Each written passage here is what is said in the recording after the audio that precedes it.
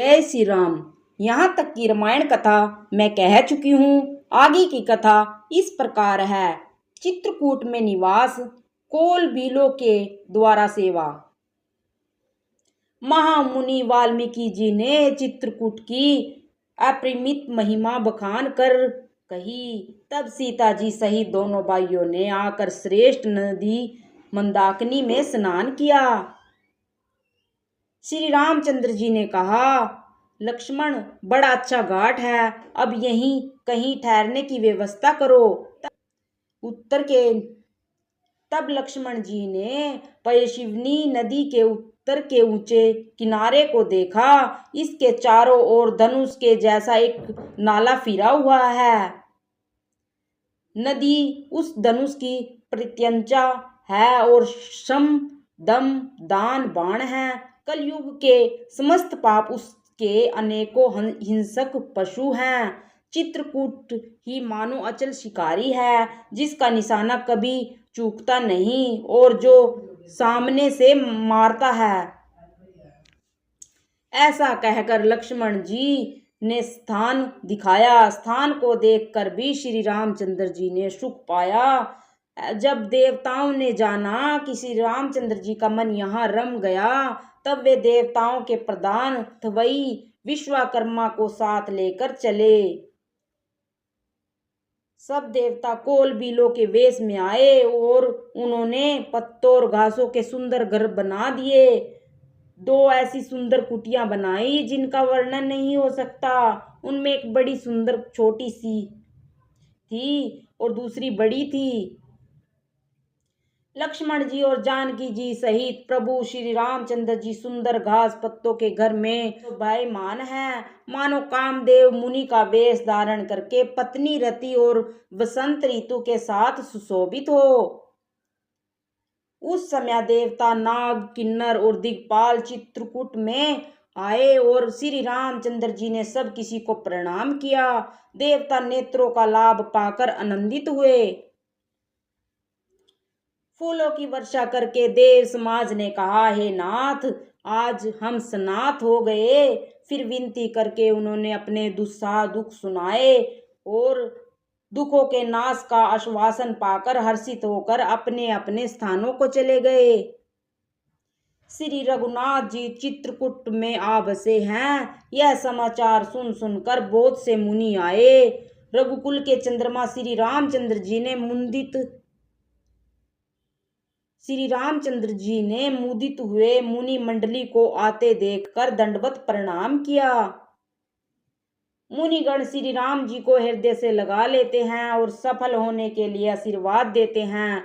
वे सीता जी, लक्ष्मण जी और श्री रामचंद्र जी की छवि को देखते हैं और अपने सारे साधनों को सफल हुआ समझते हैं। प्रभु श्री रामचंद्र जी ने यथा योग्य सम्मान करके मुनि मंडली को विदा किया। श्री रामचंद्र जी के आ जाने से वे सब अपने अपने आश्रम में अब स्वतंत्रता के साथ योग, जप, यज्ञ और तप करने लगे। यह समाचार जब कोल बीलो ने पाया तो वे ऐसे हर्षित हुए मानो नवोनिधियां उनके घर ही पर आ गई हों। वे दोनों कंद मूल फल भर भर कर चले, मानो दरिद्र सोना लूटने चले हों।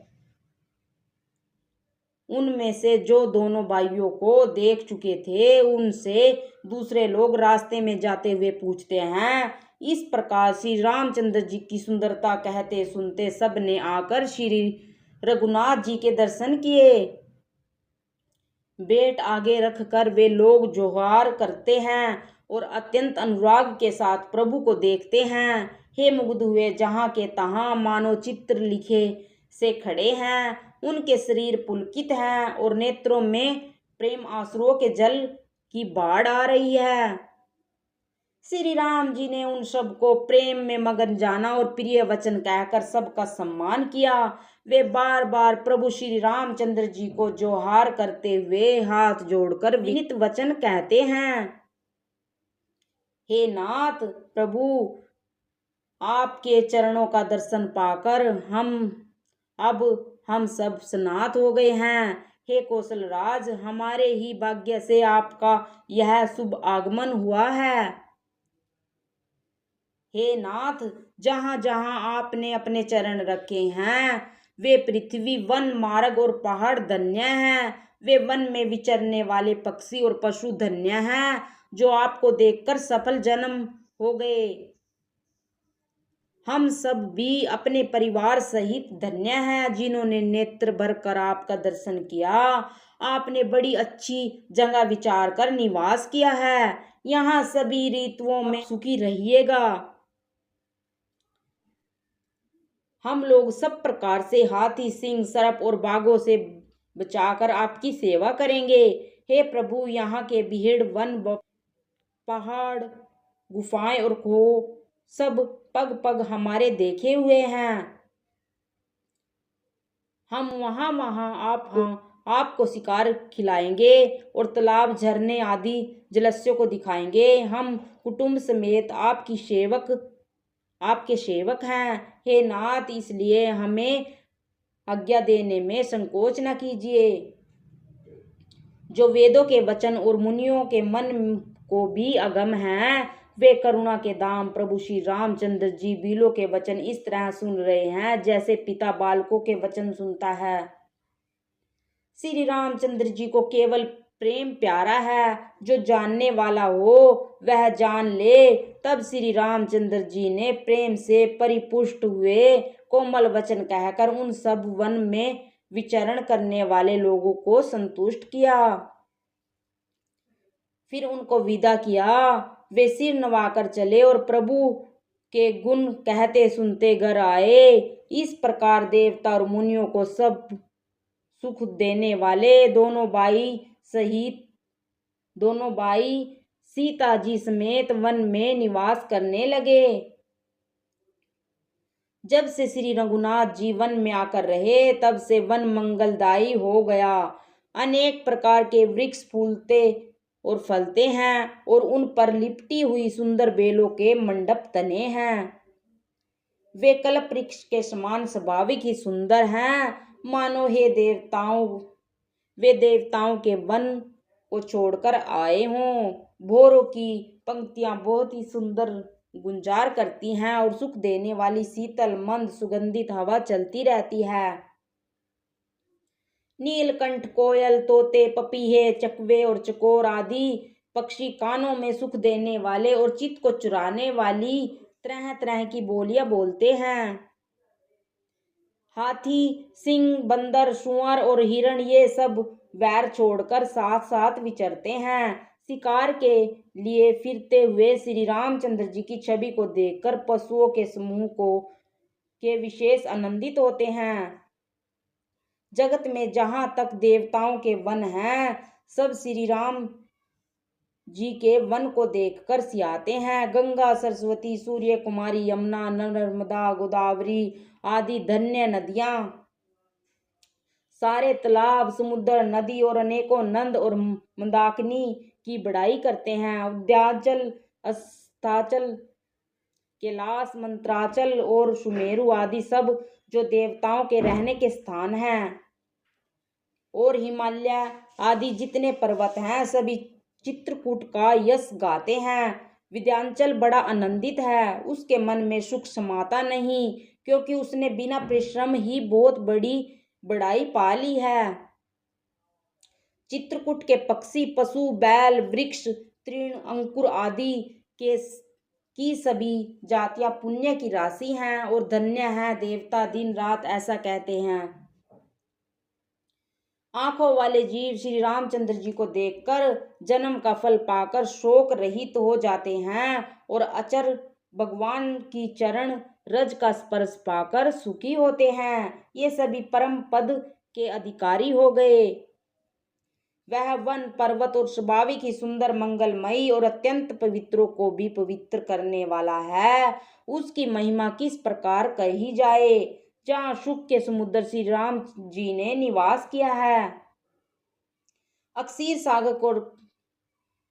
सागर को त्याग कर और अयोध्या को छोड़कर जहाँ सीता जी, लक्ष्मण जी और श्री रामचंद्र जी आकर रहे, उस वन की जैसी परम शोभा है, उस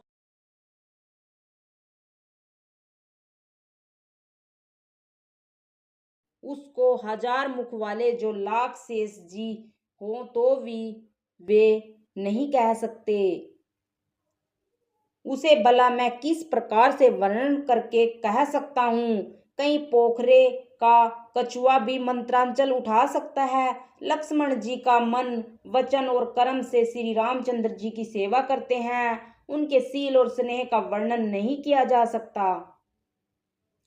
अक्षण क्षण पर श्री श्री सीताराम जी के चरणों को देखकर और अपने ऊपर स्नेह जानकर लक्ष्मण जी स्वप्न में भी भाइयों, माता पिता और घर की याद नहीं करते। श्री रामचंद्र जी के साथ सीता जी अयोध्यापुरी कुटुंब के लोग और घर की याद भूलकर बहुत ही सुखी रहती है। अक्षण क्षण पर पति श्री रामचंद्र जी के चंद्रमा के समान मुख को देखकर वे वैसे ही परम प्रसन्न रहती है जैसे चकोर कुमारी चंद्रमा को देखकर। स्वामी का प्रेम अपने प्रति नित्य बढ़ता हुआ देखकर सीता जी ऐसी हर्षित रहती है जैसे दिन में चकवी। सीता जी का मन श्री रामचंद्र जी के चरणों में अनुरक्त है। उससे उनको वन हजारों अवध के समान प्रिय लगता है। प्रियतम के साथ पर्णकुटी प्यारी लगती है। मृग और पक्षी प्यारे कुटुंबियों के समान लगते हैं। मुनियों की स्त्रियां सास के समान श्रेष्ठ, मुनि ससुर के समान और कंदमूल फलों का आहार उनको अमृत के समान लगता है। स्वामी के साथ सुंदर साथरी कुश और पत्तों की सेज सैकड़ों कामदेव की सेजों के समान सुख देने वाली है, जिनके कृपा पूर्वक देखने मात्र से जीव लोकपाल हो जाते हैं। उनको कहीं भोग विलास मोहित कर सकते हैं। जिन श्री रामचंद्र जी का स्मरण करने से ही भक्त जन तमाम भोग विलास से तिनके के समान त्याग देते हैं, उन श्री रामचंद्र जी की प्रिय पत्नी और जगत की माता सीता जी के लिए यह भोग विलास का त्याग कुछ भी आश्चर्य नहीं है। सीता जी और लक्ष्मण जी को जिस प्रकार सुख मिले, श्री रघुनाथ जी वही करते और वही कहते। भगवान प्राचीन कथाएं और कहानियां कहते और लक्ष्मण जी और सीता जी अत्यंत सुख मानकर सुनते हैं। जब जब श्री रामचंद्र जी अयोध्या की याद करते हैं तब तब उनके नेत्रों में जल भर आता है। माता पिता कुटुंबियों और भाइयों तथा भरत के प्रेम, शील और सेवा भाव को याद करके कृपा के समुद्र प्रभु श्री रामचंद्र जी दुखी हो जाते हैं, किंतु फिर कुछ समय समझकर धीरज धारण कर लेते हैं। श्री रामचंद्र जी को दुखी देखकर सीता जी और लक्ष्मण जी भी व्याकुल हो जाते हैं। जैसे किसी मनुष्य की परछाई उस मनुष्य के समान ही चेष्टा करती है। तब धीर, कृपालु और भक्तों के हृदय को शीतल करने के लिए चंदन रूप रघुकुल को आनंदित करने वाले श्री रामचंद्र प्यारी पत्नी और भाई लक्ष्मण की दशा देखकर कुछ पवित्र कथाएं कहने लगते हैं, जिन्हें सुनकर लक्ष्मण जी और सीता जी सुख प्राप्त करते हैं। लक्ष्मण जी और सीता जी सहित श्री रामचंद्र जी पर्णकुटी में ऐसे सुशोभित हैं जैसे अमरावती में इंद्र अपनी पत्नी सची और पुत्र जयंत सहित बसता है।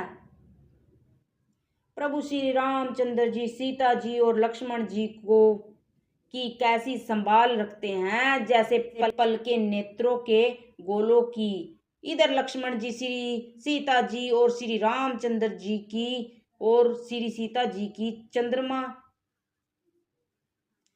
इधर लक्ष्मण जी श्री सीता जी और श्री रामचंद्र जी की ऐसी सेवा करते हैं जैसे अज्ञानी मनुष्य शरीर की करते हैं। पक्षी, पशु, देवता और तपस्वियों के हितकारी प्रभु इस प्रकार सुखपूर्वक वन में निवास कर रहे हैं। तुलसीदास जी कहते हैं, मैंने श्री रामचंद्र जी का सुंदर वन गमन कहा, अब जिस तरह सुमंत्र अयोध्या में आए वह सुनो। प्रभु श्री रामचंद्र जी को पहुंचा कर जब निषाद राज लौटा तब आकर उसने रथ को मंत्री सहित देखा। मंत्री को व्याकुल देख निषाद को जैसा दुख हुआ वह कहा नहीं जाता। सुमंत्र का हा राम हा सीते हा लक्ष्मण पुकारते हुए बहुत व्याकुल होकर धरती पर गिर पड़े। रथ के घोड़े दक्षिण दिशा की ओर जिधर श्री रामचंद्र जी गए थे देख देख कर हिनहिनाते हैं, मानो बिना पंख के पक्षी व्याकुल हो रहे हों। वे न तो घास चरते हैं न पानी पीते हैं, केवल आंखों से जल बहा रहे हैं। श्री रामचंद्र जी के घोड़ों को इस दशा में देखकर सब निषाद व्याकुल हो गए। तब धीरज धरकर निषाद राज कहने लगे, हे सुमंत्र जी, आप विषाद को छोड़िए। आप पंडित और परमात्मा के जानने वाले हैं। विधाता को प्रतिकूल जानकर धैर्य धारण कीजिए। कोमल वाणी से भांति भांति की कथाएं कहकर निषाद ने जबरदस्ती लाकर सुमंत्र को रथ पर बैठाया, परंतु शोक के मारे वे इतने स्थिर हो गए कि रथ को हाँक नहीं सकते। उनके हृदय में श्री रामचंद्र जी के विरह की बड़ी तीव्र वेदना है। घोड़े तड़फड़ाते हैं और रास्ते पर नहीं चलते, मानो जंगली पशु लाकर रथ में जोत दिए गए हों। वे श्री रामचंद्र जी के वियोगी घोड़े कभी ठोकर खाकर गिर पड़ते, कभी घूमकर पीछे की ओर देखने लगते हैं। वे तीक्ष्ण दुख से व्याकुल हैं। जो कोई राम लक्ष्मण या जानकी का नाम ले लेता है, घोड़े ही कर उसकी ओर प्यार से देखने लगते हैं। घोड़ों की विरह दशा कैसे कही जा सकती है।